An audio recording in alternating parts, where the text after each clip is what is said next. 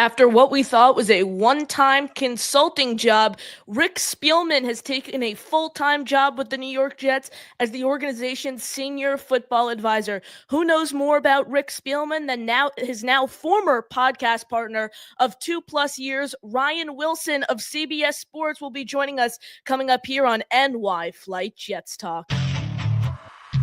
Jets, Jets, let's go. Jets wide receiver Wesley Walker. Wesley, how you doing today? ESPN writer Mr. Rich Cimini, Jets reporter for The Athletic Mr. Zach Rosenblatt, Hall of Famer and Jets legend Mr. Marty Lyons. Your host, Connor Law. Hello, everyone, and welcome into another edition of NY Flight Jets Talk. A lot to get into today, but before we do so, smash that like button. Make sure you are subscribed to the channel. We greatly appreciate all of your support today. We are joined by Ryan Wilson of CBS Sports to talk some NFL draft, and Rick Spielman, who will be joining the Jets organization as their new senior football advisor. So let's bring him on the show. Our guy, Ryan Wilson, here on the program for the first time. Ryan, how you doing? Connor, I am wholly impressed with your whole operation here. Your intro is miles better than the one that Rick and I had with the first pick. So I'm gonna be hitting you up on some advice for how to spice up the podcast. I'm excited to be here. How you doing? Ryan, I'm doing well. I'm super happy you are able to be here. I guess what I'm going to start is Rick's role. He spoke senior football advisor is the official title he will be receiving. Could you go a little more in depth? What exactly is that role? I know he's talked about him being a sounding board. Is this similar to an assistant GM role, a president of football operations? What is Rick exactly doing with the Jets? Yeah, since I got in talking with him on the final podcast we did last week, I think it's similar to what his brother does, Chris Spielman, for the Lions. The difference is that Chris is based in Detroit and Rick will stay in Florida where he's retired, and he thought he was going to be retired after he and the Vikings parted ways. But I think he is, as you point out, Connor, he is going to be the sounding board for first-time coach Aaron Glenn and first-time GM Darren Muji. And, Rick's talked about this a lot. He was 30-plus years in the league, more than a decade as the Vikings general manager. Prior to that, he was the Dolphins general manager when Nick Saban was there, and Nick Saban had final say over personnel, so it wasn't like Rick was making all the personnel decisions. But he said countless times that the stuff he didn't know as a 40-something-year-old GM compared to when he was in his 50s with the Vikings is night and day. And I think the thing he's interested in doing for Darren especially is just giving him his perspective on how things have gone in the past and perhaps how they might go in the future. And Darren being the first-time GM in that job, I'm sure he'll have a million questions because it's going to be completely different than anything he's ever done. The other thing I'll say is this, and you can tell me if I'm wrong, but on the outside looking in, I know Jets fans have been frustrated with the direction of the organization for some time, and a lot of that has to do with the ownership. And Rick was he was very curious about how it was going to work out with Woody. And he told me after spending 2 months with Woody day in and day out, he's a different person than he thought he was based on the media perception. And I think he thinks that Woody understands that he has to allow football people to do football things. So it's going to be interesting to see if that's going to actually take place. I think hiring Rick is a step in the right direction. Hiring AG and Moochie is a step in the right direction. And it feels like for the first time in a long time, Jets fans are united and happy about something as opposed to being united and fired up about something. 1,000%. And I think Aaron Glenn's introductory press conference got fans, highly fired up, and especially the way the coaching staff and the front office is really coming together. You retain Phil Savage, another former GM with the Browns. You now have him in a consulting role. Bring on Rick Spielman in the senior football advisor role. You have a lot of experience on the defensive staff. I know some people are skeptical of the offensive staff, but overall I'm feeling solid about that. You bring in Tanner Engstrand as your offensive coordinator, who was just in Detroit the past 5 seasons, 8 years of play calling experience, called plays at the XFL and college levels, had 2 different stints with the Harbaugh family. I think there's a lot to like the way the coaching staff and front office is coming together. Ryan, you spoke about how fans should be ecstatic that Rick Spielman is joining the front office on your, farewell podcast and on Twitter. I'm a huge fan of this move for experience. You mentioned sounding board. Someone, Darren Muji now has the ability to bounce ideas off of an experienced guy like Rick Spielman. But why exactly should fans be ecstatic that Rick Spielman is joining the Jets organization? If you want a blueprint for maybe how this is going to turn out, just look at the Lions, because the Lions were a hot mess for a long time.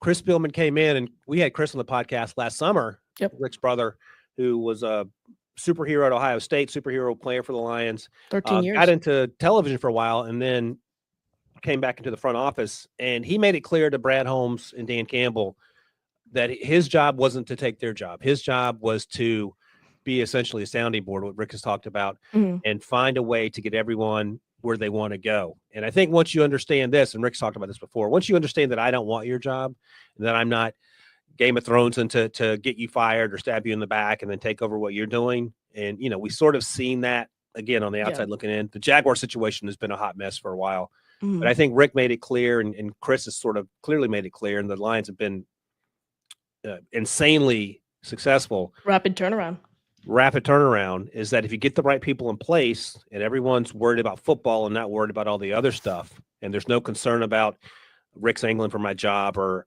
Chris is angling for my job, you can sort of focus on what you need to focus on. And I think having AG come from Detroit, where he's experienced that firsthand, helped. And Darren Muji, and you probably know this pretty well, George came from George, he was when George Payton arrived.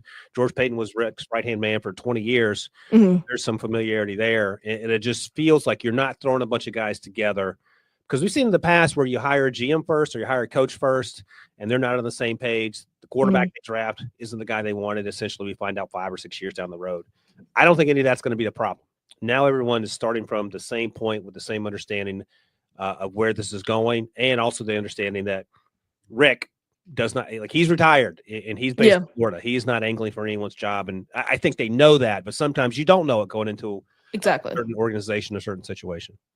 I guess where I'm going to transition back to when Rick Spielman was brought aboard alongside the 33rd team and Mike Tannenbaum to help out with this search. You mentioned Woody Johnson's reputation as a meddling owner, one of the most hated owners in not only the National Football League, but in all the sports. To your understanding, what was Rick's role in this search? Do you think did he think it was a thorough process? Did he think he had, fair say in this job, or Woody Johnson was kind of pushing him to go one way or another?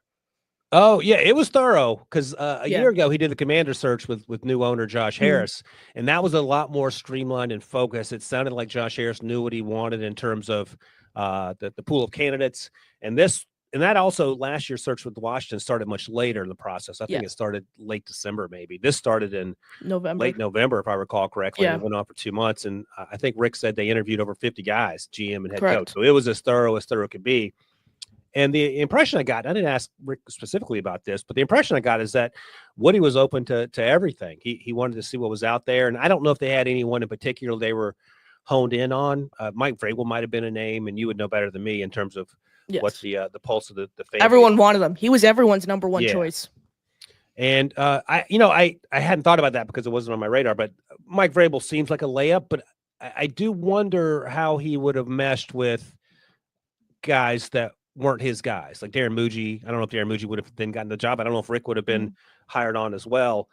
So we'll never know. But I think it was incredibly thorough, and I didn't get the sense that Woody was angling one way or another. I think he just wanted to get the right guy. He may have been wondering why it was taking so long. I was wondering the same thing because I was eager to get Rick back on the podcast.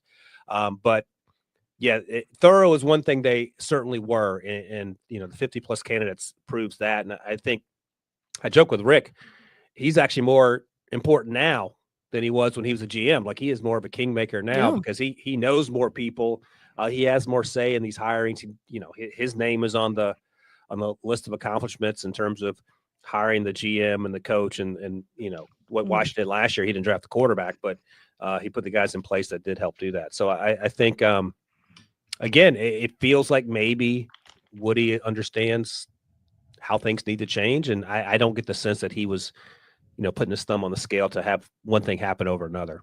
How did all this come together, Ryan? Because he came on as a consultant with the 33rd team back in late November. Did you have any inkling, if you will, that he had the potential to earn a full-time job with this team? How did this all come together as Rick Spielman being named the senior football advisor? It's funny. So Rick and I usually go to the Senior Bowl in late January, and he was going to be at the Senior Bowl this year, even though he was still working with the Jets. And a year ago, same thing happened. He made his way down to the Senior Bowl, and he was pretty exhausted from all the work he'd done with the Washington Commanders, looking to get forward, getting back to the podcast stuff because he's retired. And I joke with him all the time when he get back in the league. He goes, "Never. My wife will kill me if we have to move somewhere." And she's tired of doing all the travel and stuff. And he seemed legitimately happy doing what he's doing. But I will say this. As he and Woody their relationship seemed to get a little closer, and he talked about Woody's a different person behind the scenes than perhaps he's portrayed publicly. He said the other thing is I will tell Woody no, and a lot of people Ooh. around powerful people don't tell powerful people no. They tell them what Yeah. they want to hear, and sometimes that can end up in a situation where your organization is going downhill. And because Rick's like, I don't care. Like if I get fired, I'll just go back home and be retired. But I think Woody respected him for saying, I don't know if this is a good idea, and here's why. And you don't have to listen to me or not, but I'm going to let you know that I'm not just going to go along with it if I don't think it makes sense. And I think that probably endeared him to Woody, because maybe not a lot of other people were doing that. And one thing led to another, and Rick kept hanging around. And I think Woody wanted to have him be that sounding board for those new the new coach and the new GM. So I would imagine that played a part. I haven't asked Rick specifically about that, but the fact that you earn Woody's respect by not doing what everyone else is doing, I would imagine had something to do with it. Smash the like button. Make sure you are subscribed to the channel. Appreciate all your support. Ryan Wilson, Connor Long here with you on NY Flight Jets Talk. Ryan, now let's transition over to the draft, because you obviously cover the draft and the whole NFL for CBS Sports. You were at the Shrine Bowl. You were at the Senior Bowl. Any under-the-radar names catch your eye over, attending both of those all-star games? Yeah, I mean, so I'm based in Central New York, so I see a lot of Syracuse football, and that team sort of had a resurgence this year, which was fun. Kyle McCord. Kyle McCord's my guy, so I don't know if he's under the radar guy, but that's someone the Jets might be interested in. We'll see what their quarterback situation looks like. But I've been driving the Kyle McCord train for a while, and the interesting thing is that Rick does some consulting with Ohio State, and he had talked to Kyle McCord last year before Kyle McCord transferred, and said he had some serious conversations with how Kyle needed to get better. And I don't think Kyle particularly cared for the conversations, because Rick can be blunt and honest. And so he told Terry and Arnold midway through his last season in Alabama, that he had to be a little bit more consistent, or he wasn't going to be a first-round pick. And Terry took it to heart. And we talked to Terry in the combine, and he said, I appreciated Rick doing that. Not everyone does. But I think Kyle, I talked to him at the Shrine Bowl, and he said, you know what, I took a leap of faith, went to Syracuse. I didn't know what was going to happen. New head coach, some new guys coming in. And I say it all the time, that last game against Miami, the final regular season game, if you didn't know who was who, you wouldn't know which quarterback was supposed to be the first overall pick, whether it was Cam Ward or Kyle McCord, based on the way he played. So I think he's helped himself immensely this draft cycle. And I think he's a day 2 guy. We'll see where the league feels about him. I think he's probably day 2, day 3 fringe right now. But I've been wholly impressed with his 2024 season. And in terms of a more under the radar guy, I'll go with his teammate Jackson Meeks, the wide receiver. He transferred from Georgia and was more of a possession receiver during the season. Had a couple big games, especially the Miami game. But the Shrine Bowl, he was balling out. He looked like an all-world Devontae Adams type, and we'll see if that translates. But he had a good week down at the Shrine Bowl. And that was certainly fun to watch. And Senior Bowl, if you're looking for a guy that maybe we haven't been talking a lot about, but we're going to start talking a lot about, Mike Green out of Marshall, the edge rusher, had probably the best one-on-one rep in Senior Bowl history, but he had a good season at Marshall. Their only sort of Power 4 competition, if I recall correctly, was the Ohio State game. He held his own there, UVA transfer, went to the same high school as Lawrence Taylor. Oh, wow. Virginia. So there's a little lineage there. And he's a solid guy. We had a chance to talk with him at the Senior Bowl as well. He's a solid dude and very focused on football. And I think he has a chance to be a first-round pick as well. I'm going to go over to Kyle McCord, Ryan. I want to hear overall thoughts from like a scouting report perspective. What's your comp for Kyle McCord? Because I watched 3 games on basically every draftable quarterback, their best game, their worst game, and a mediocre game. I was really intrigued by Kyle McCord, and a lot of Jets fans seem to really like him. Wears number 6 because of Mark Sanchez. Grew up rooting for the Jets. He's a pocket passer. The athleticism could use some improvements. He struggles under pressure, prone to, I think, a lot of turnover-worthy plays when he is under deluge in the pocket at times. My comp for him, Ryan, is Jared Goff from a size perspective.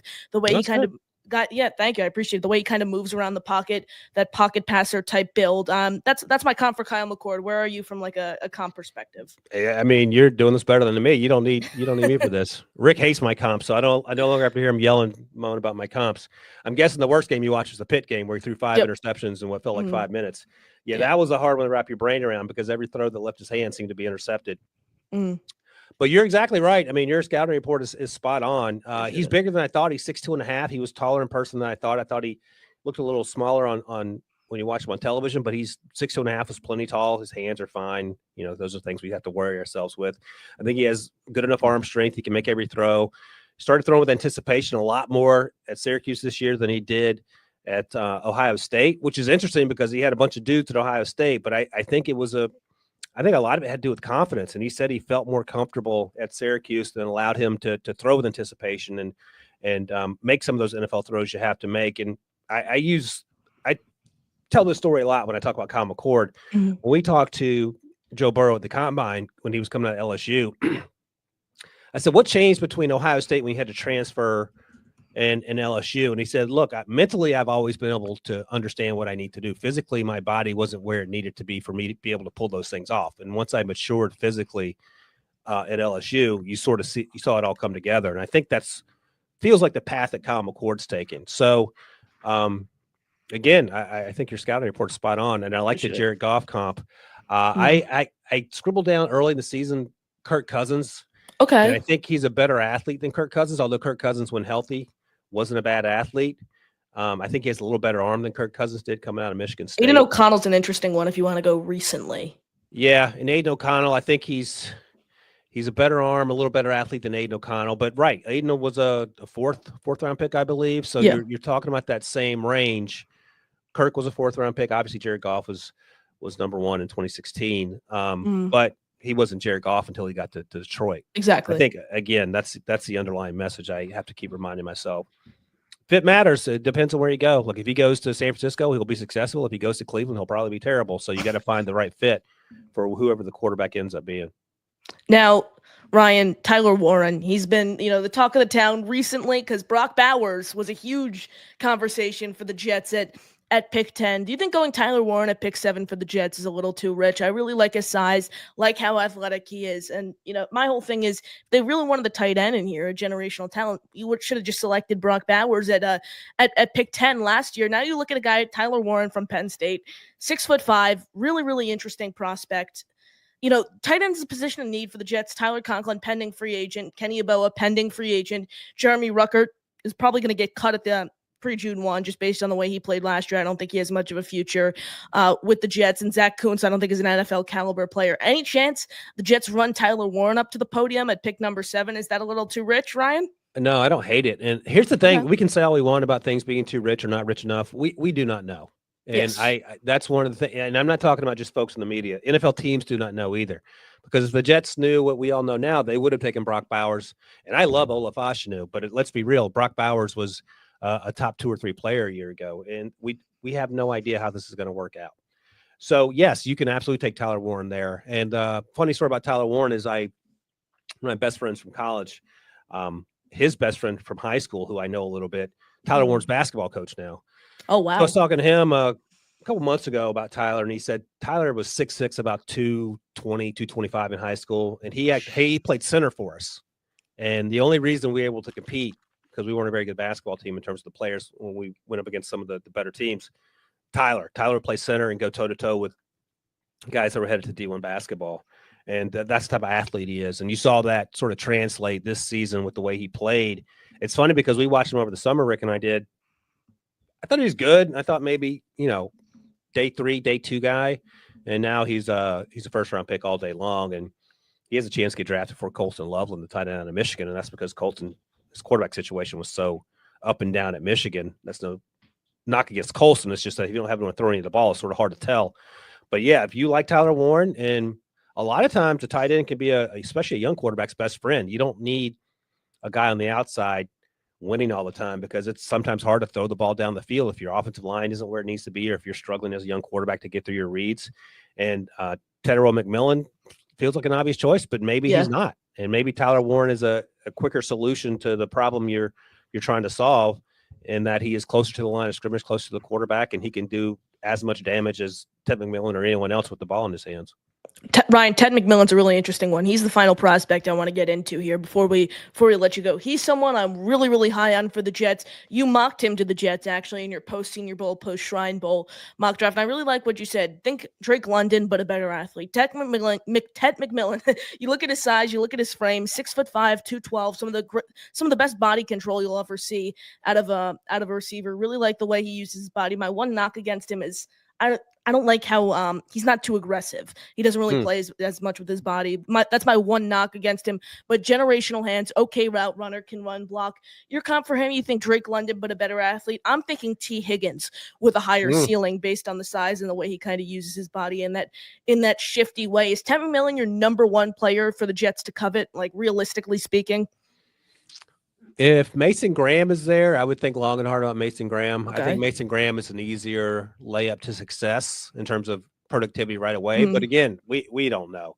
And by the way, the T. Higgins comp is a good one because the T. Higgins storyline coming out of his draft class was, he didn't run well, whatever. I don't even know I can't remember what he ran now. So he can't be a first round pick. T. Higgins is a first round pick all day long based on his tape at Clemson. And you can talk yourself into or out of things based on silly numbers that you get at the combine or pro days. So that's an important reminder.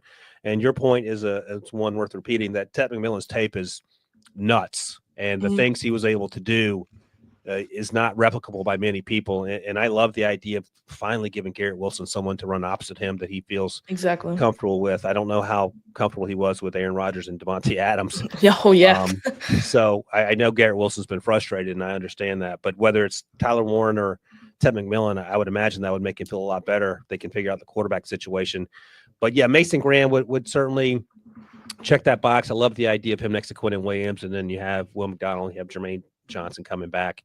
You have a little juice there, but the offense needs some help for sure. And I think the offensive line feels a little better if Fashanu can continue to grow, and then they have some right tackle concerns, I believe. And then tight end, wide receiver. Here's the thing about not being very good. Anybody you take is going to help your team if you get that pick right. So that's a good place to start.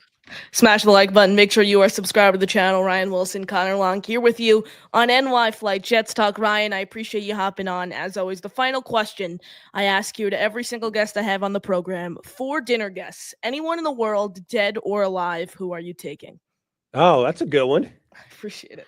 Oh, I haven't thought about this. Let's see. It could be family. It could be football. It could be anyone. Yeah, I'm gonna. All right, here we go. Let's do that. Let's do this. Let's. I don't know if you've already met this person or not. So I'm gonna have dinner with Rick, so we can hang out with Rick. I'm gonna bring you, Connor. Oh, there we go. Let's bring Rex Ryan to have a little fun. Okay. You met Rex before? Have I met Rex? I have not met Rex Ryan yet. Okay, there you go. I've talked about having him on the show. We've talked with this camp before, but no, I've never interacted with Rex Ryan before. All right, well, you tell him that I put him in our foursome, and that way we can all hang out. I think that would be fun. No, this has been great, man. You're crushing it. I would imagine one day, not very long from now, you'll be taking my job, and I will not even be mad about it. You're doing a great job, Connor. Ryan, I appreciate you hopping on as always. Smash the like, subscribe to the channel. That'll do it for us. For Ryan, I am Connor signing off. JETS, Jets, Jets, Jets.